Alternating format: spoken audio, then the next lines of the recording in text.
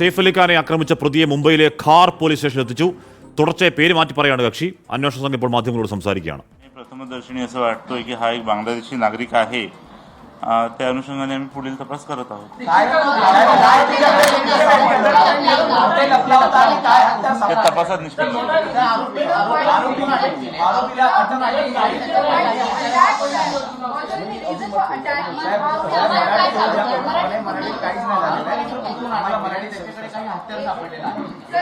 सदर आरोपीला ठाण्यातनं अटक करण्यात आलेली आहे आणि पुढील तपास सुरू आहे.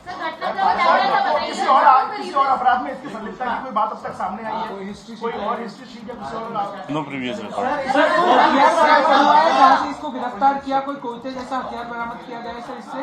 Sir weapons sir was he alone? Was he alone? Is there any mastermind? Sir क्या उसने so was he alone? Is there a mastermind? Is there a mastermind? Was he actually conniving? को टारगेट क्यों किया इसके बारे में जानना चाहिए. रिक्वेस्ट टू अभी तक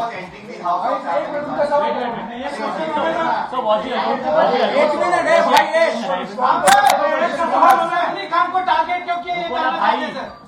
सैफ अली खान के घर को क्यों टारगेट किया? मैं अभी ये एक्यूज जो अरेस्ट हुआ है, इस एक्यूज की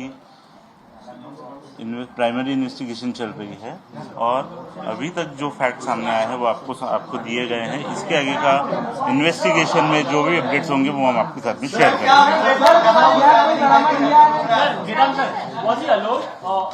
See, everything, those things are under investigation. We'll let you know.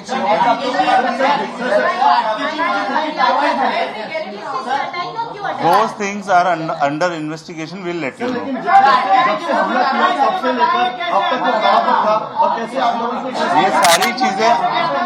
ये सारी चीजें अंडर इन्वेस्टिगेशन है. We will let you know.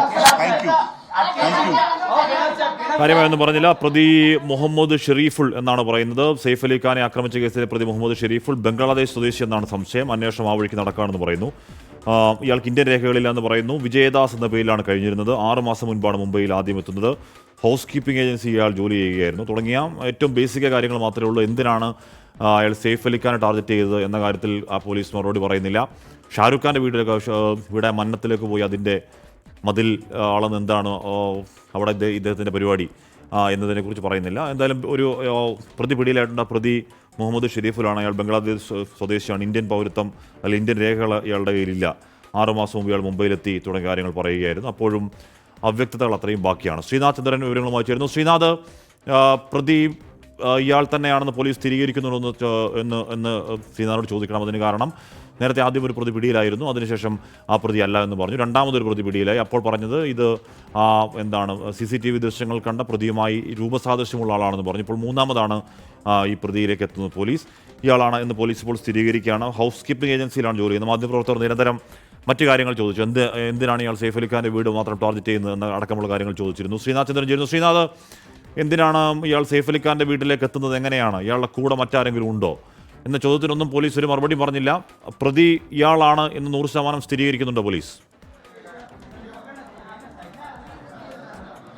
പ്രതി ഇയാൾ തന്നെയാണ് എന്നൊരു സ്ഥിരീകരണം പോലീസിൻ്റെ ഭാഗത്തു നിന്നുണ്ട്. പക്ഷേ ഇയാളുടെ മോട്ടീവ് എന്താണ്, മറ്റാരെങ്കിലും ഇയാൾ ടാർഗറ്റ് ചെയ്തിട്ടുണ്ടോ തുടങ്ങിയ വിവരങ്ങളൊക്കെ തന്നെ അന്വേഷണം ഇപ്പോൾ നടക്കുകയാണ് എന്നതാണ് DCP അല്പസമയം മുമ്പ് വാർത്താ സമ്മേളനത്തിൽ പറഞ്ഞത്.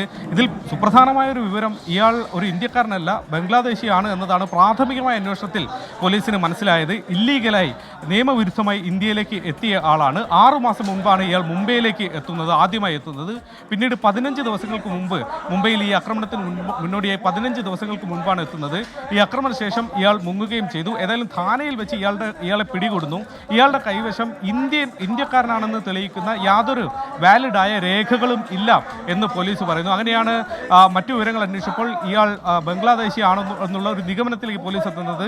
അതുമായി ബന്ധപ്പെട്ട വകുപ്പുകൾ കൂടി ഈ കേസിൽ, ഇല്ലീഗലായി ഇന്ത്യയിലേക്ക് കടന്നതടക്കമുള്ള വകുപ്പുകൾ കൂടി ഈ കേസിലേക്ക് വരും എന്നതാണ് പറയുന്നത്.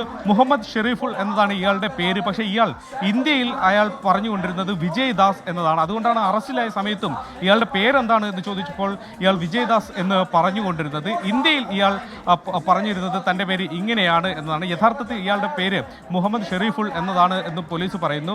ഒരു ഹൗസ് കീപ്പിംഗ് ഏജൻസിയുടെ ഭാഗമായാണ് ഇയാൾ ഇത്ര കാലവും ഇവിടെ പലവിധ ജോലികൾ ചെയ്തുകൊണ്ടിരുന്നത്. പലയിടങ്ങളിൽ, പല റെസ്റ്റോറൻറ്റുകളിൽ, പബ്ബുകളിലൊക്കെ ഇയാൾ ജോലി ചെയ്തിരുന്നത്.